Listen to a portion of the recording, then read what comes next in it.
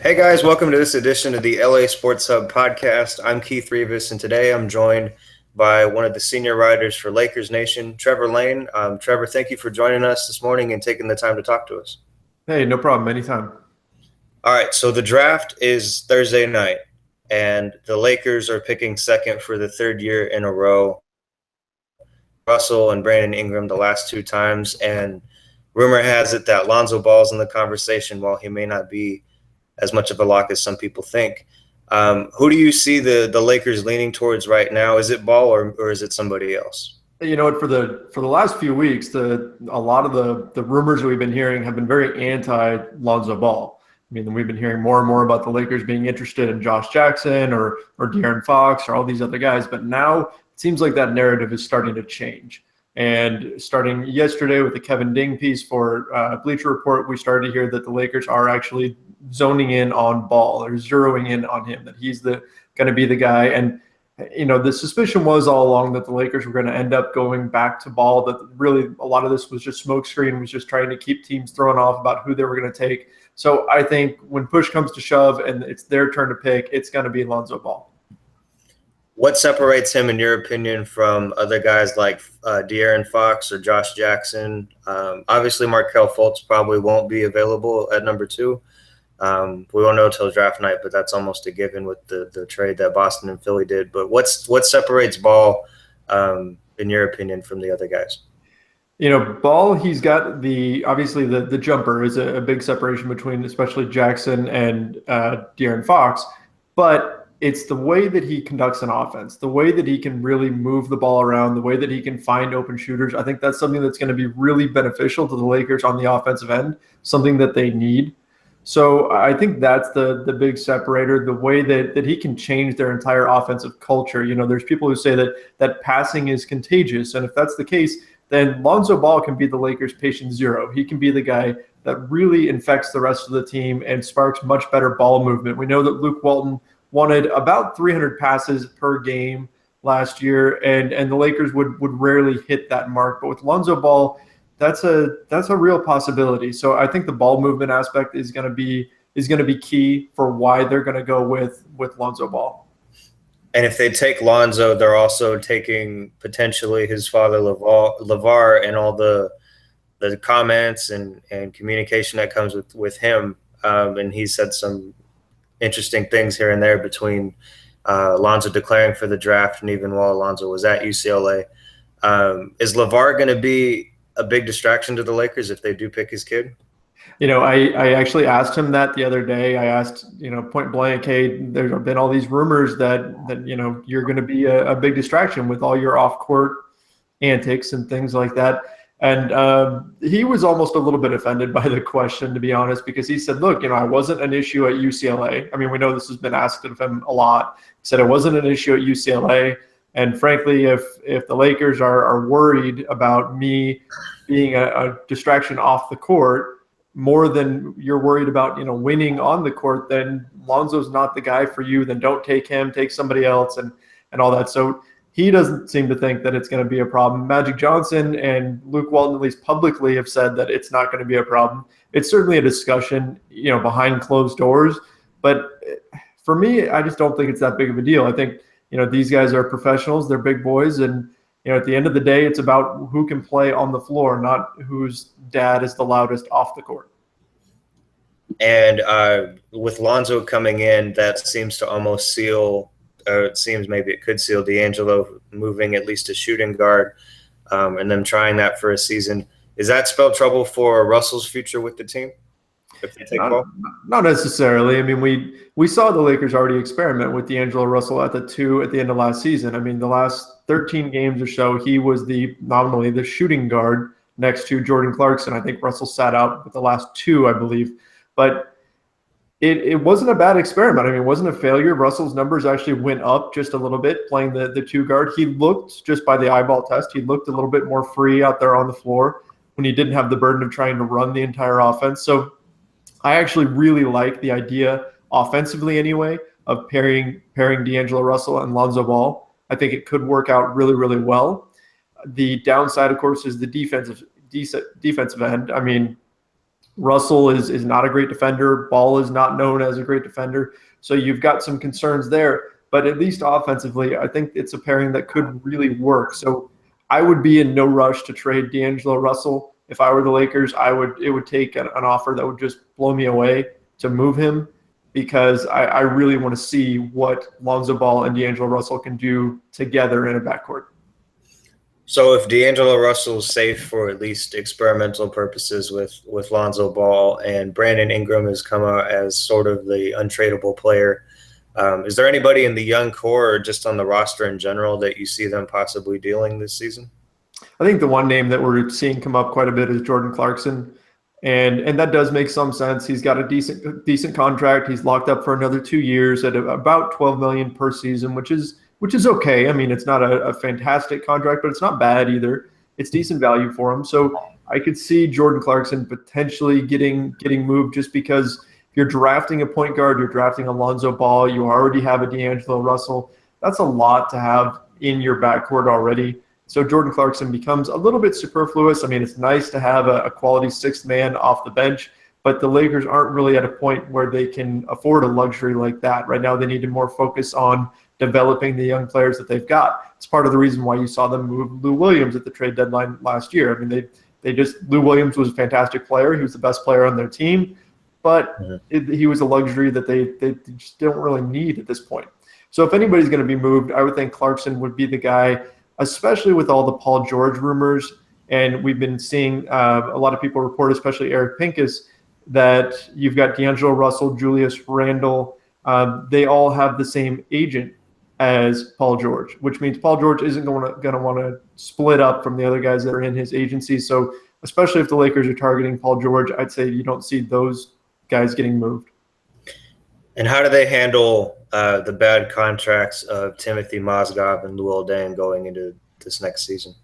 You know, that was the big thing for fans right now, is everybody's trying to move those contracts. I mean, we're seeing it on Twitter all the time, right? And I don't think the Lakers really feel that same incentive to move on, or that pressure to move on from those deals, because from their perspective, who are they going to, if they free up cap space by moving Mozgov, who are they going to spend that money on this summer anyway? I mean, there's not really anybody out there that's a realistic option for them right now. Magic Johnson has even said they're going to be more a player in 2018 rather than this summer in 2017. So there's not a whole lot of incentive there for them to say give up assets in order to move Mozgov or Deng, which that's what it's gonna take. I mean, there's no denying that those are bad contracts, and the teams are going to want a lot in return for absorbing that much dead money. So, I mean, I guess it's not really dead money, because Deng and Mozgov can still play, but I mean, they're not worth the deals that they have.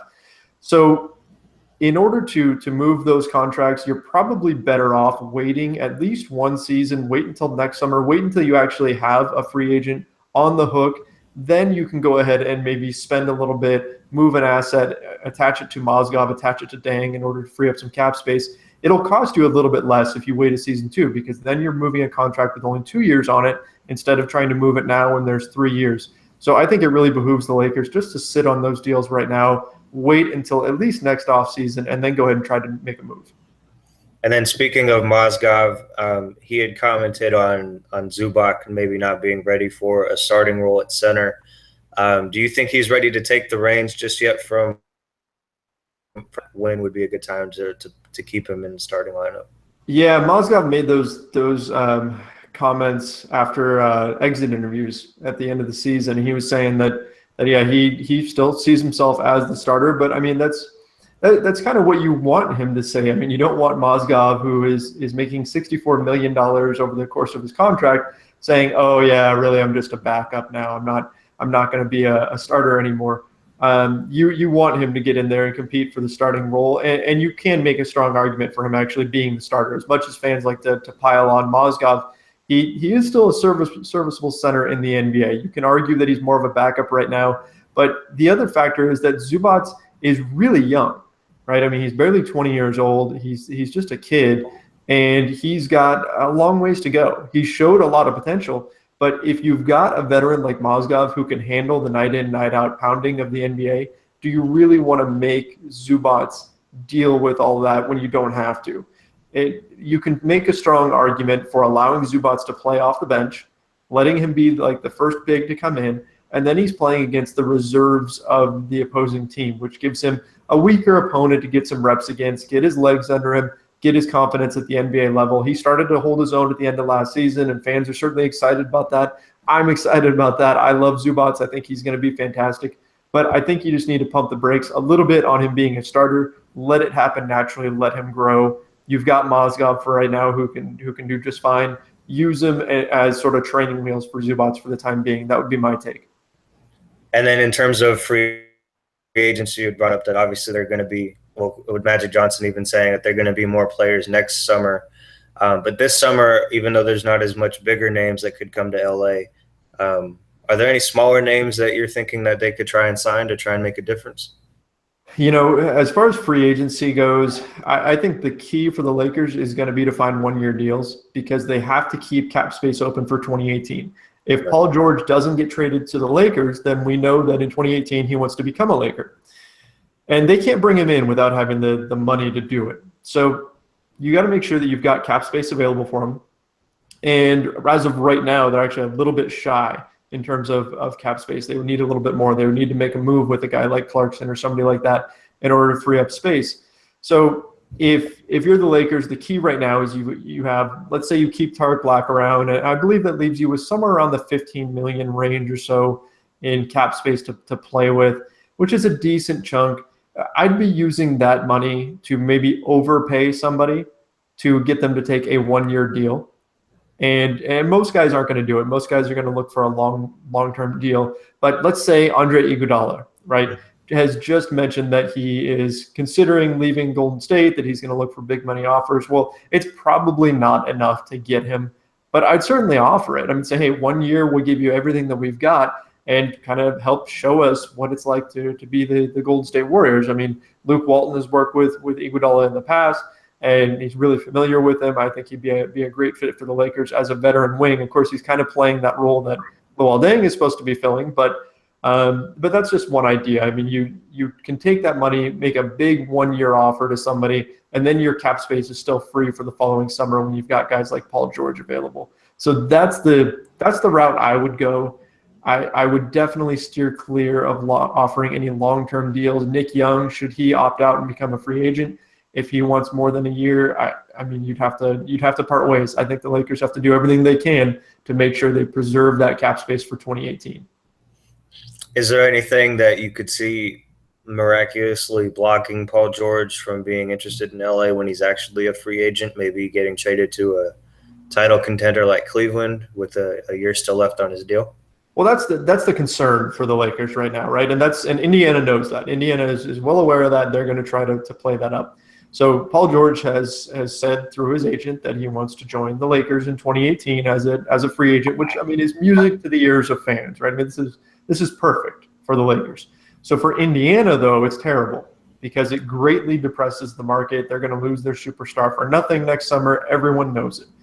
So the key for them is to try to create a bidding war and to try to create a real threat. And that means finding a home for Paul George that could potentially convince him to stay, could potentially change his plans to join the Lakers in 2018. So that means going after teams that could win a championship, like the Cleveland Cavaliers, obviously, are the big one that has been mentioned. So the Lakers kind of have to decide here and read through the lines and decide, is this something where they want to jump into this Paul George discussion? Do they want to try and trade for him now just to prevent him from maybe going to Cleveland and then being swayed by LeBron to stick around, which, by the way, there's no guarantee that LeBron's going to stay in Cleveland in 2018. So that's another factor too. But again, the Pacers understand this, and that's why you're seeing these rumors about teams that are willing to take him on a 1 year deal, because they're trying to get any leverage that they possibly can, which is, I mean, exactly what they should be doing. There was also rumored interest that LeBron could either join the Lakers or Clippers when he's a free agent. So what would the Lakers need to do if LeBron's interest is actually sincere? Well, I mean, if LeBron really is interested, which, I mean, hey, maybe this whole David Griffin thing makes that more of a realistic possibility. I mean, the Cavs didn't bring back their general manager. Things just Oh, that's an ugly situation, that's for sure. And it seemed like it caught a lot of Cleveland players by surprise. So if the Lakers get word that LeBron is serious about joining them, then what they're going to need to do is clear out the space in order to sign him. So if you clear enough space to bring in, let's say you want to bring in George and LeBron, right, next summer, which would be, I mean, a huge coup for the Lakers. It would be incredible. So if you want to do that, then you really have to move those Dang and Mozgov contracts, which is, I mean, this is where the Lakers really get hurt by giving out those deals last summer. I mean, it was pretty clear when those deals were handed out that they were going to be a challenge later on, that they were going to become kind of albatross deals. So if you have a second star that's willing to join George, whether it's LeBron or whoever, that means you've got to find a way to get another team to absorb Dang and Mozgov. There's not many ways around that, and that's going to mean giving up some sort of asset. Most teams will probably ask for first-round picks, maybe a young player, and that's going to be painful. But ultimately, if it's LeBron that's coming in, if you're getting to pair LeBron James and Paul George in Los Angeles, I think the Lakers are going to have to do whatever they can to make that happen. Is there any chance in the future that they could try and make a play for Russell Westbrook? And is them getting Paul George or LeBron what's really going to change their free agent approach moving forward, and eventually, their success rate at that? Well, sure. I mean, they can obviously make a play for Westbrook. I believe his contract is up after next summer. He's got an opt out there. So if you go after Russell Westbrook, I mean, he's a UCLA guy, so obviously there's that connection. Maybe you go there, but who knows? I mean, by that point, everything changes in the NBA so fast, right? I mean, especially right now. This pre-draft period has been absolutely insane. I've been trying to write an editorial about it for days now, and every time I write something, it instantly changes, and it's maddening, right? So things move very quickly in the NBA. A year from now, who knows? I mean, Lonzo Ball could be the point guard of the Lakers' future, and then Russell Westbrook is off their radar. But certainly, we know next summer they're going to be looking to try to bring in stars of that caliber, whether it's Paul George, Russell Westbrook, LeBron, whoever they can get. We know they're going to be going after them. And that's where Magic Johnson and Rob Pelinka are going to really earn their keep, right? One of the big benefits of bringing in Magic Johnson as the president of basketball operations is that you get him in a room with somebody and he still commands respect from his days as a player, from his accomplishments in the business world. Players love him. Players are taking pictures with him all the time, right? This is a guy that a lot of players still look up to. So you get him in a room with LeBron, you get him in a room with Paul George, and the hope is that he can then sell those guys. So whether it's Westbrook or whoever, they're going to be a player for a major free agent in 2018. What does Rob Pelinka mean to this front office with his experience as an agent? How does that help them in those kind of situations where they try to get a big name? Well, that's kind of yet to be seen. We're going to have to wait and see what happens there, because on one hand, Rob Pelinka does have a major advantage. He's been through all of this before from the agent side of things. So that's really crucial. That's something that gives him a lot of experience. It gives him a wealth of knowledge because he understands what it's like to be on the other side. So when he's negotiating with a free agent, he knows what it's like to be on that agent level, and he knows what they're looking for, what it's going to take to get deals done. On the flip side, the agent world is very cutthroat. Alex Kennedy of Hoops Hype had a fantastic piece all about giving an inside look to the world of agents. And so Rob Pelinka certainly made some enemies while he was in that world and in that role. So the question is, does that come back to bite him at any point? Are there any long-standing feuds or anything like that? Or is there any ill will out there? Hopefully that would not become an issue. And also, while he's had experience on the agent side, he hasn't had a whole lot of experience on the general manager side. So does that inexperience get exposed? And that's potentially what we're seeing the Indiana Pacers do right now, is they are trying to ramp up the rumors that there are other teams out there that could trade for Paul George, and then they're trying to see if Pelinka and Magic Johnson blink. And I mean, Magic Johnson and Rob Pelinka are both unproven, so why not? So it's going to be we're going to learn a lot this summer about what kind of general manager Rob Pelinka really is. And how important was it for them to change coaches from Byron Scott to Luke Walton in the long term? Obviously, their goal is to get back and compete and contend. Is Luke Walton the guy long term that they can depend on for that? Yeah, I think without question, Luke is their guy. He's the guy that, I mean, everything that Jeannie Buss has said, everything that Magic Johnson has said, this is the guy that they are really building their team around right now. I mean, of the players on the floor right now, Brandon Ingram is like their one untouchable, but the Lakers see Luke Walton as a star, right? He is a star coach in the making. He is the youngest coach in the league at this point, and they just see the way that he connects with the young players, and they believe that that's what's going to make him the guy to lead them going forward. And compared to Byron Scott, he did have a pretty icy relationship, I guess pun intended there, with D'Angelo Russell. So things weren't really working out that well with Byron. How much of it was Byron? How much of it was D'Angelo Russell? I know Byron takes all the blame, but it was probably a little bit of both in there. So Byron Scott is still a Lakers legend and all that kind of stuff, but he's just not really the right fit for the team right now, whereas Luke Walton is. And I think going forward, the Lakers see a real good fit with Luke Walton. And so I'd be very surprised if Luke Walton isn't with the Lakers for a long time. And what do you think it would take for them to get to the playoffs? Is it this next draft coming, that thing, that X factor that pushes them to make the next postseason, or is it a couple years down the road? I mean, in order to make the playoffs next season, it would take a whole lot of luck, maybe a few injuries in the Western Conference to knock a few teams down. The Lakers started out 10-10 last season. They got off to a great start. They were right there in the playoff mix, and even most of the way through the season, they were only a few games out of that last playoff spot. It was crazy. So the West at the bottom isn't quite as strong, or at least last season it wasn't as strong as it historically has been. So you never know. I mean, maybe there's a chance that they squeak in, but I'd say it's extremely unlikely that they make the playoffs. I think if you're going into next season with playoffs in mind, you're going to wind up being disappointed. The team's just not really there right now. They're building around their young players, and I think that's exactly what they should do. Yeah. Now, if something happens, let's say Indiana decides to part with Paul George, and they're willing to take an offer of completely hypothetical, like Jordan Clarkson, 28, and like Corey Brewer or something like that. If they were to take a deal like that and the Lakers somehow get Paul George and they keep most of their young pieces, then yes, the playoffs become much more likely. But without that type of move, I think realistically the Lakers are probably looking at being a playoff contender the following season in 2018, especially if they're able to land that star player. So I wouldn't be betting on the Lakers making the playoffs unless something changes with this whole Paul George situation and they end up picking him up, which, by the way, most experts are expecting Paul George to be traded before the draft. So, I mean, this could happen anytime now. I know people are probably refreshing Twitter furiously because who knows what's going to happen here with George. And then last question would be that Magic Johnson had said earlier that they were a superstar away from being kind of a Warriors or Spurs kind of team and dominating.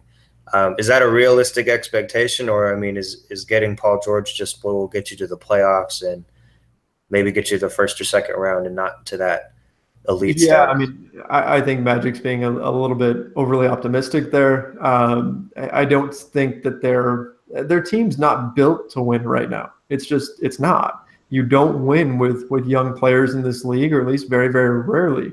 So if you are, if you pick up a superstar, sure, maybe if it's LeBron, right? You add LeBron to pretty much any team and they're instantly a contender. But if it's somebody like a Paul George or Jimmy Butler or somebody like that, that's I wouldn't instantly say they're a contender. Certainly they're not on the Warriors level. I mean, look at the Cleveland Cavaliers have Kyrie, Kevin Love, LeBron. They've got a solid big man in Tristan Thompson. I mean, they've got all these pieces that are built around that team, and they're not on the Golden State Warriors level. So no, I mean, the Lakers aren't going to be on the Warriors level or anything like that anytime soon, which is, I mean, really it's okay. Like, if you are the Lakers right now, you can take your time with this rebuild because you know that the Warriors are going to be dominant for some time. So hopefully as your team is starting to peak, they are finally starting to decline, age is setting in, and all that kind of stuff. So, yeah, I mean, I wouldn't say that they're able to contend with the Warriors or anything like that if they land a star player. That's, I think that's just a little bit of over-optimism there. Just a stretch. Yeah, just a little bit. But hey, how have we not talked about this yet? Did you see the rumors out of New York that just broke about an hour ago With with Porzingis? yes, with Porzingis still, or being on the table. Holy moly! And Ian Begley of ESPN reported that Porzingis, the Knicks have not. I heard this a month ago, but I can't believe that it's still true. The Knicks haven't even talked to Porzingis since he skipped that exit interview. It's been 2 months, 2 months, and they haven't even talked to him. I mean, if I was Phil Jackson, I would have flown out there and met face to face with him. So it's going to be interesting to see. I mean, I would have to imagine 29 teams in the NBA right now at this moment are scrambling to get the Knicks on the phone. If they're truly considering moving Porzingis, this could change everything. I mean, the Lakers could get involved in this. I mean, any team will put forth a pretty big offer for Porzingis. So I think this is going to be a really interesting thing to watch all the way up through the draft to see what happens here with this situation, because this could change things for the Lakers or any other team very, very quickly. If he ends up going to the Lakers, does that mean that they just kind of push back the LeBron talk and focus more on Paul George? Then obviously with the cap space he would take, signing a guy like him.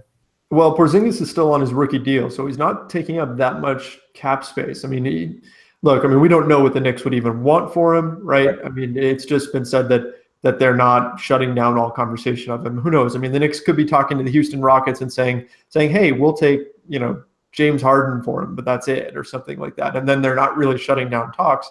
Of course, the assumption is that the Knicks could be on the verge of doing something really bad and making a bad deal for him. So if the Lakers gave out a couple of young contracts and then brought in Porzingis, in theory, their cap situation may not be any different. It all depends on what the terms of the deal are. But I would assume that Paul George would still be in their future plans because he does want to come to LA. And given the state of the Lakers right now and where things have been over the last few years, you don't turn down a guy like Paul George saying he wants to come to the Lakers, even though they've been one of the worst teams in the league over the last few seasons. You just don't turn that away. So regardless of what else happens, I think they're going to try to keep space for Paul George. Well, the NBA draft is Thursday, and the Lakers are going to try and build from there. Hopefully they make the right decision, and we'll have to wait till Thursday night to find that out. But we have Trevor Lane from Lakers Nation. Thank you again, Trev, for joining the show. Hey, no problem. Anytime.